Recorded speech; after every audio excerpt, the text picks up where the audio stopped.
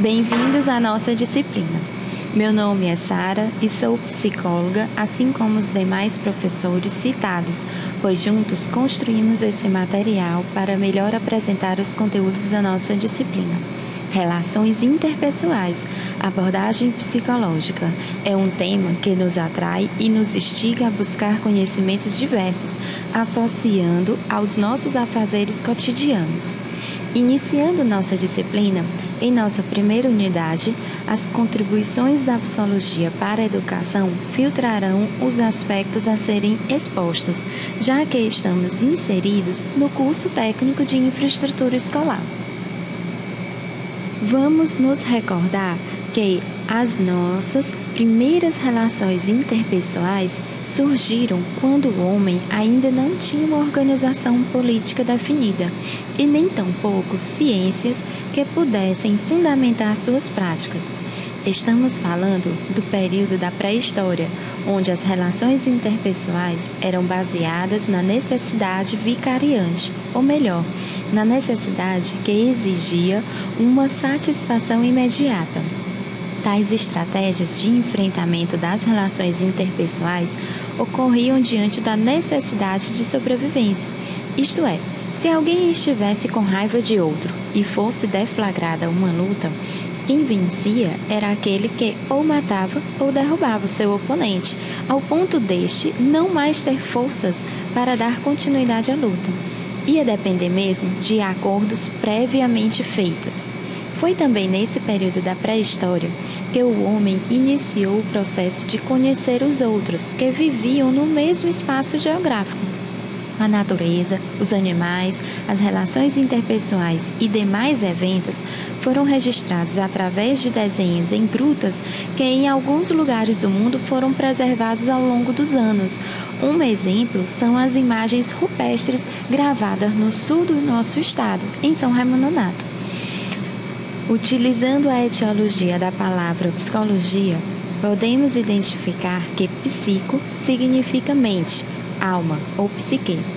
E que logia quer dizer estudo, palavra ou razão. Sabendo disso, vamos estudar uma ciência que pontuou seus fundamentos teóricos na filosofia, identificando características do funcionamento e da estrutura da alma, mente ou psique. Um elemento esse que, ao longo dos tempos, foi modificado e estruturado sob conceitos distintos. A psicologia, assim como a maioria das ciências, teve sua origem vindo da filosofia. Sobre o pensamento mítico, podemos encontrar a utilização dos mitos, histórias transmitidas de geração em geração, traduzindo uma realidade através de representações simbólicas. Na perspectiva temporal, teremos o pensamento racional, a busca das explicações sobre as relações interpessoais cotidianas, como, por exemplo, no que se refere ao período pré-socrático, entendia-se que o homem era capaz de chegar, através da razão, do pensamento, à origem de tudo. Sócrates, por exemplo, originário da Grécia, utilizou a razão como ponto de partida para o homem se conhecer e conhecer os outros. Este conhecimento estaria agregando conceitos sobre moral, caráter, justiça, virtude, direito, felicidade, beleza, dentre outros. Outro filósofo, Platão, também de origem grega e catedrático de Atenas, formulou seus conhecimentos partindo da ideia de que o homem está em contínua modificação, devido à influência de dois mundos distintos, o sensitivo e o inteligível. O homem, assim, estaria dividido em dois, o corpo e a alma, onde a última, a alma, seria superior, soberana ao corpo.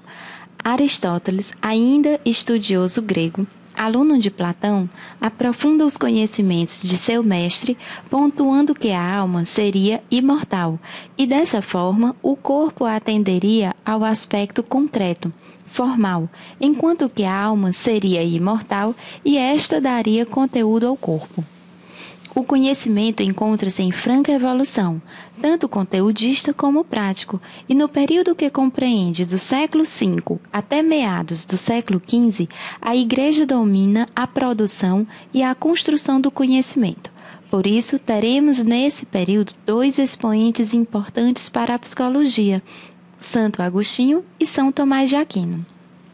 Santo Agostinho, além de inserir a consciência de Deus, que aqui se entende como uma instância transcendental de fé, onde o mal não seria outra instância, mas sim a ausência do bem, a ausência de Deus.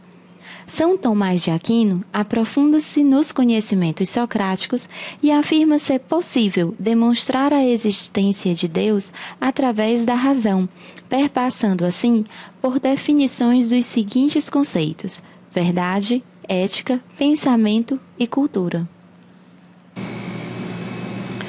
Após o século XV, René Descartes é identificado como precursor das ciências, pois, a partir dele, teremos o aprofundamento dos estudos da alma e do corpo, atribuindo uma maior influência ao funcionamento desses dois mundos distintos. Essa dinâmica ocorreria onde a alma guiaria o corpo. Estamos falando do período do Renascimento, época em que as leis, antes irrefutáveis, sobre os princípios religiosos são rompidos e inicia-se o que chamamos de modernidade, dentro de uma linha do tempo filosófico. Descartes também estrutura o conhecimento científico em aspectos indispensáveis de serem satisfeitos, pois sem a possibilidade de realizar todos esses de maneira completa, o estudo não poderia ser retirado do ramo do senso comum. Senso comum seriam todos os conhecimentos acumulados ao longo do tempo, a partir das experiências vividas. Veremos então o que seria cada um desses aspectos ou critérios condicionantes para que um conhecimento alcançasse o status de ciência. O primeiro deles é o ato de verificar. Para esse aspecto, o conhecimento teria que atender ao caráter real e indubitável. Ou melhor, o conhecimento seria real, não poderia ser falso, e por indubitável compreende-se ao fator de não existir dúvidas. Um aspecto é a análise. Todo conhecimento necessariamente teria que ser passível de divisão, ou melhor, esse deveria ser dividido em partes cada vez mais simples, até que não fosse possível de ser dividido. Um outro aspecto trata-se da síntese. Se o conhecimento foi dividido em partes cada vez mais simples, da mesma forma que se separou em partes, este também teria que ser possível de ser juntado, unido, sintetizado, para que fosse reconstruído. O último aspecto a ser identificado como indispensável para a transição do senso comum para uma ciência foi o da enumeração. Neste, todo conhecimento deveria ser citado através de princípios e verdades, ou seja, leis soberanas que seriam irrefutáveis e condizentes com a construção desse novo conhecimento. O início para a construção do conhecimento científico encontra-se em evolução desde a pré-história até o presente momento, pois a psicologia inicia os primeiros passos para assumir o status de ciência. Os estudos começam a ser baseados pelos critérios já citados, dentre outros. Como vocês podem ver, concluímos o percurso filosófico que influenciou diretamente a construção da cientificidade da psicologia. E vamos iniciar o nosso estudo da psicologia, abordagem pela qual vamos compreender a dinâmica das nossas relações interpessoais, falando de cada uma das escolas de base histórica da psicologia atual. A primeira escola, ou arcabouço teórico que alimenta a construção da psicologia enquanto ciência, é o estruturalismo. Nesta, teremos Wundt, um médico, filósofo e psicólogo que, em Leipzig, na Alemanha, fundou o primeiro laboratório de psicologia experimental. Neste laboratório, as pessoas eram questionadas sobre o que elas estariam percebendo diante de certas imagens ou situações. As respostas centravam-se na descrição de estados conscientes da percepção, ou melhor, de como as pessoas estavam se sentindo diante dos estímulos que lhes eram apresentadas.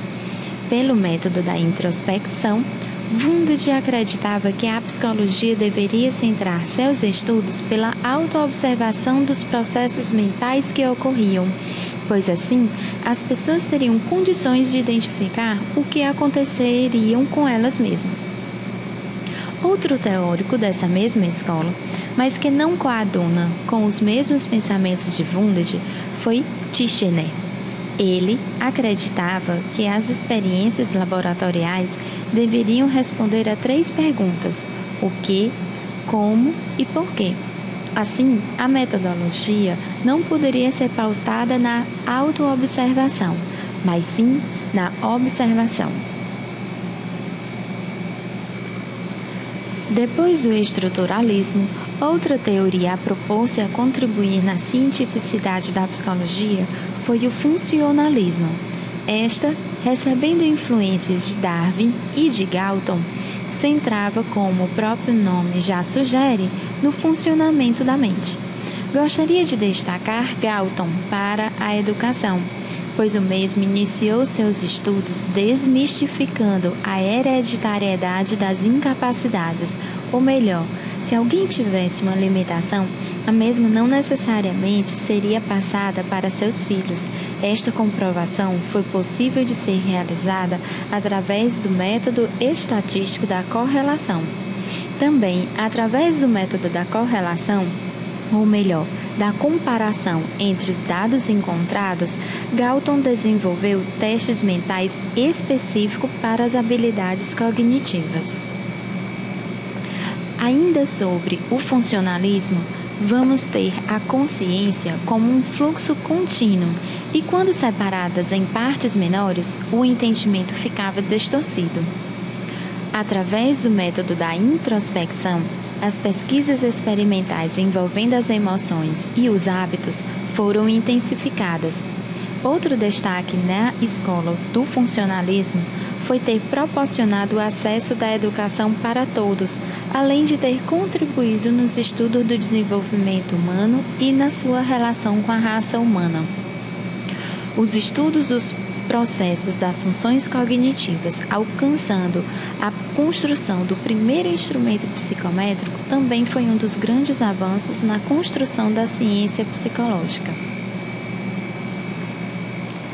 O associacionismo ou behaviorismo tem como alicerce os estudos de Pavlov, inovando com as pesquisas da aprendizagem com animais, onde, envolvendo técnicas de controle e de modificação da situação, desenvolveu os conceitos de condicionamento reflexo, ou melhor, reflexo condicionado, e também o reflexo não condicionado. A visualização prática desses conceitos, vocês podem estar acessando ao vídeo O Cão de Pavlov. Recebendo influências do positivismo de Kant, Watson desenvolveu o conceito de memória associativa, que, utilizando imagens deflagradoras de sensações orgânicas, transformando essas imagens, que inicialmente eram neutras, em estímulos para desencadear tais sensações orgânicas. Dessa forma, Watson inicia os primeiros vieses da ciência do comportamento, fazendo uso de caracteres como o mecanismo, a objetividade, a utilização de animais simples na demonstração de habilidades humanas e o funcionamento do comportamento estudado. Além de Watson e Pavlov, Thorndike, através das leis do efeito e do exercício, aprofunda ainda mais o conhecimento sobre as formas de aprendizagem. Também faz uso de experiência com animais, no qual pode ser melhor visualizado no vídeo Caixa Problema. O behaviorismo tem seu ponto culminante nos estudos desenvolvidos por Skinner, colocando o condicionamento como operante. Assim, a participação do ambiente teria influência indispensável nas relações interpessoais, tendo como foco as características comportamentais, evidenciando a construção social e cultural nas mesmas. Tal condicionamento também faria uso da linguagem verbal e das emoções como elementos a serem estudados como manifestações de comportamento, esses passivos de modificação através da utilização de reforços. A teoria behaviorista recebe um desdobramento em função dos aspectos cognitivos, através dos estudos desenvolvidos por Albert Bandura, inserindo a participação da autoeficácia como uma etapa da modificação do comportamento. A Gestalt, outra teoria que alicerça os pilares da cientificidade da psicologia, destaca as contribuições pontuando a percepção diante das experiências. Tem como base os conceitos da fenomenologia, na qual a busca da essência dos fatos através da consciência é centralizante para a organização da percepção. Veremos os princípios organizadores da percepção que têm sua contribuição para a educação quando analisamos níveis de desenvolvimento humano, bem como suas habilidades cognitivas e sociais. Iniciando com o princípio da proximidade, onde vocês podem ver no exemplo, muito utilizado no treino da coordenação motora, mas também nós, enquanto seres sociais, tendemos a manter os vínculos daqueles que nos apresentam próximos a nós. O princípio da continuidade, descrito e exemplificado, também utilizado no treino motor e nas relações interpessoais, pode-se considerar o ato da imitação de pessoas conhecidas ou próximas a nós, como um exemplo prático no nosso cotidiano. Pelo princípio da semelhança, o grau de complexidade aumenta e, por conseguinte, necessitamos perceber o que se torna diferente e semelhante, onde cada um, com suas características, possam conviver, mas tendemos a classificar separadamente. Da mesma forma, no processo de aprendizagem, teremos habilidades de aprender conteúdos ou fazendo relações de semelhanças ou de diferenças entre os assuntos. Assim como nas relações interpessoais, temos a capacidade de nos diferenciar dos outros e sabemos que nós somos dotados de uma individualidade, mesmo em situação de grupo. No princípio da complementação, a relação interpessoal fica mais complexa, pois se torna o momento de nossa identidade estar vinculada a outra pessoa. Um exemplo prático é quando você vê uma pessoa que geralmente está na companhia de outra pessoa. É natural você, durante o diálogo, perguntar por esta pessoa que não está presente. Da mesma forma, o aprendizado. A pessoa tende a manter padrões de estudo quando, através deste, tem bons resultados. Agora, no princípio da simplicidade, tendemos a compreender como aquele que atrapalha às vezes ajuda, não é verdade. A questão da percepção é que, nesse estágio, a maturidade já se encontra quase que completa. E, portanto, mesmo que alguém queira complicar, a situação está tão clara que esse obstáculo não será capaz de perturbar a sua compreensão. E, por último, porém, o não menos importante, o princípio da figura e fundo, no qual nossa percepção pode ser dinâmica, ao ponto de ser possível percebermos os dois lados de uma mesma moeda, como por exemplo, ou melhor, é a nossa capacidade de perceber as situações de duas formas diferentes sem alterar o fato. Nesse momento, gostaríamos que você participasse de um pequeno exercício de percepção.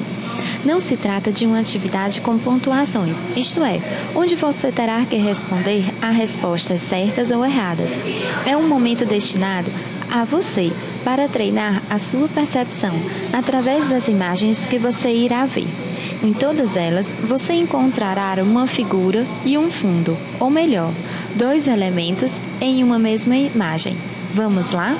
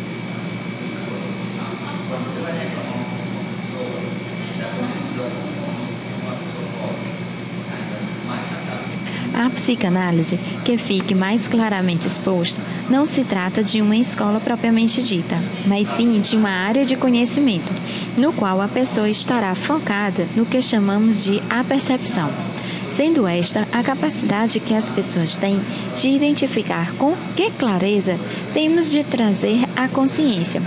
Porém, quando trago à consciência uma situação de conflito, o que me vem à consciência é apenas a menor parte do conflito, onde a maior parte dos conteúdos possíveis de serem trabalhados à luz da psicanálise está em um nível inconsciente. Um dos mais importantes teóricos expoentes desse conhecimento é Freud. Ele estudou desde o início, a partir dos fatos passados, a psique humana. Além desse aspecto, desenvolveu estudos sobre a sexualidade, inserindo inclusive a etapa etária da infância, postulando a dinâmica do complexo de Édipo. Seguem abaixo 2 sugestões de vídeos para vocês conhecerem melhor o trabalho de Freud. Freud, além da alma, e um método perigoso. Outro dissidente da psicanálise é Erik Erikson, o qual rompe com a estrutura freudiana de pensar, ou melhor, o desenvolvimento fundamentado em torno da sexualidade e insere o social interagindo com o homem. Nesta interação, Erikson acreditava que cada etapa deveria ser vivida de maneira satisfeita, para que não houvesse problemas no desenvolvimento. Daí, sua teoria ser pautada no princípio epigenético. Foi então o primeiro teórico a descrever estágios do desenvolvimento humano, dialogando com o social e assim ampliou o conceito de educação. Muito obrigada pela atenção, espero ter contribuído para esclarecer alguns assuntos. Bons estudos e até a próxima aula!